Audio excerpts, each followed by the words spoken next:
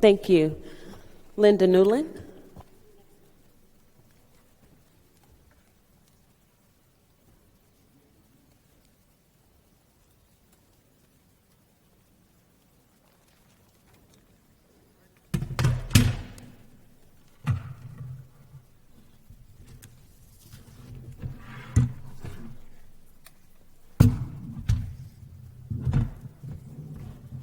Good day, Mayor.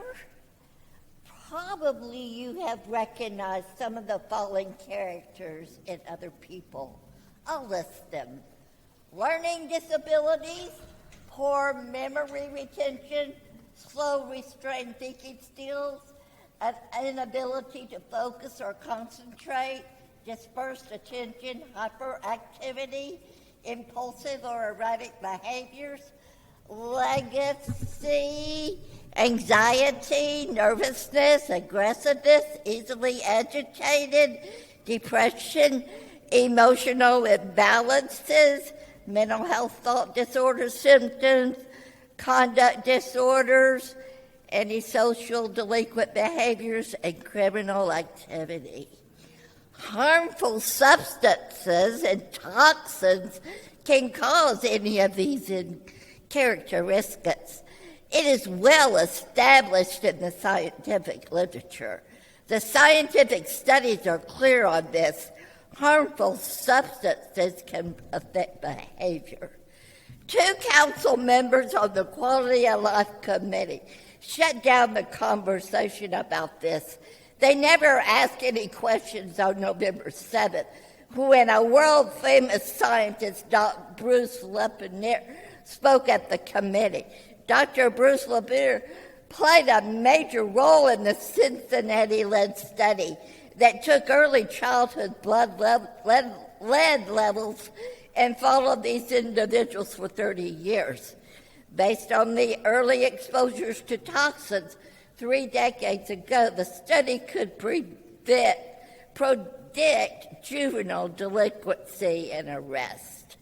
Many types of chemical toxins alone or combined can permanently scar the developing brain of a child. Mayor, if we want to address crime and other behavior issues, we better put some focus on the toxic body burden of our population. Did y'all receive my handouts? Okay. I will be talking next time on that topic, and it tells a way to prevent tooth decay. Yes. Dr. Price's book, Nutrition, Physical Deterioration, Chapter 22, tells a way to prevent tooth decay, but you don't have to put it in the water. That's your See time. you next time. Bye. Thank you. Pamela.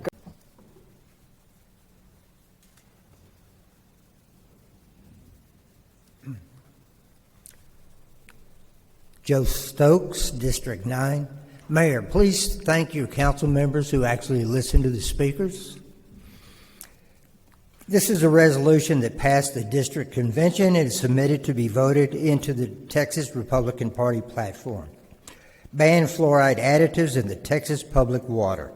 A resolution to recognize that the current fluoridation of public drinking water supplies is dangerous, harmful, careless, and unethical, and that the addition of fluoridation is expensive, ineffective, and should be banned in the great state of Texas. Whereas fluoride is medically not to be ingested, toothpaste gives a warning not to ingest, and if ingested, to call poison control. Whereas the fluoride used to fluoridate the public drinking supply comes from the waste of the phosphorus industry, it is a hazard class 8 corrosive and secondary class 6 poison. Whereas this waste product that is added to the municipal water supply as the fluoride additive is called HYDROFLUOROSILICIC acid, which is not a pharmaceutical grade fluoride. Whereas the added fluoride does not treat the water, it treats those who ingest it, making it a medicine. Whereas fluoride is not an essential nutrient and is not a required component for human growth and development. Whereas 90% of Western European countries do not add a drop of fluoride to their water supply. Whereas fluoridated countries do not have less tooth decay than non-fluoridated countries. Whereas fluoridation is a violation of the individual's right to conform consent to medication. Whereas fluoride is an endocrine disruptor and can affect many parts of the body like the bones, brain, thyroid gland, pineal gland, and blood sugar levels. Whereas fluoride is recognized as one of 12 industrial chemicals known to cause developmental neurotoxicity in human beings.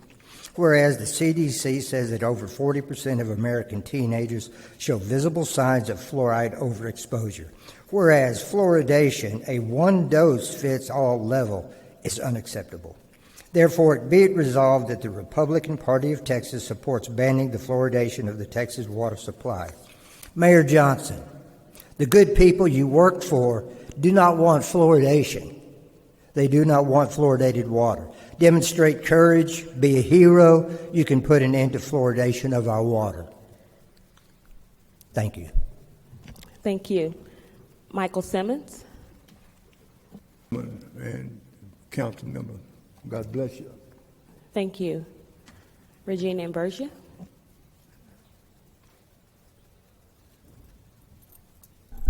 Good morning, Mayor.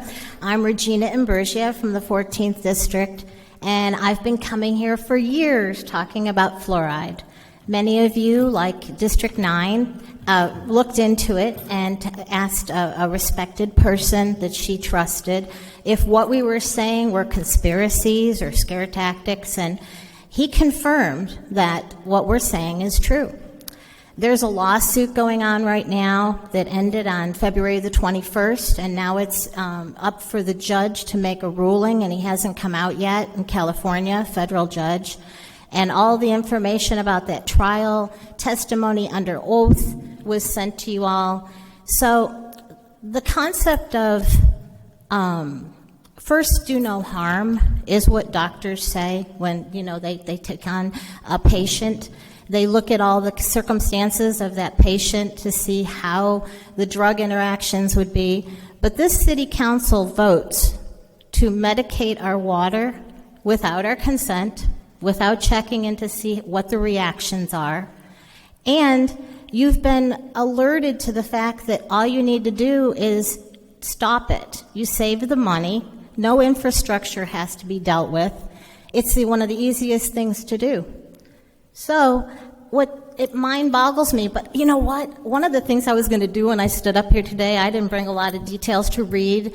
I wanted to look at your faces, and I wanted to see who was listening. And I don't know, it's like a miracle here today. Everybody's basically in your chair except a couple, and you're actually listening and looking. So good job. This should be how it should be all the time. All the time.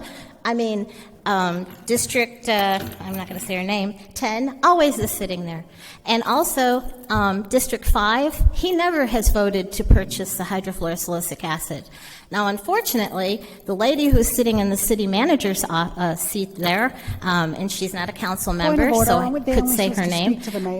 She was involved. Hold on 1 second. Let's pause our time. What state your point? Comments only to be addressed to and about the mayor. To me, about anything they want. Gotcha. Thank you, Mr. Mayor. Although you guys could, is there an administrative ad hoc committee that could address this whole topic if they'd like to?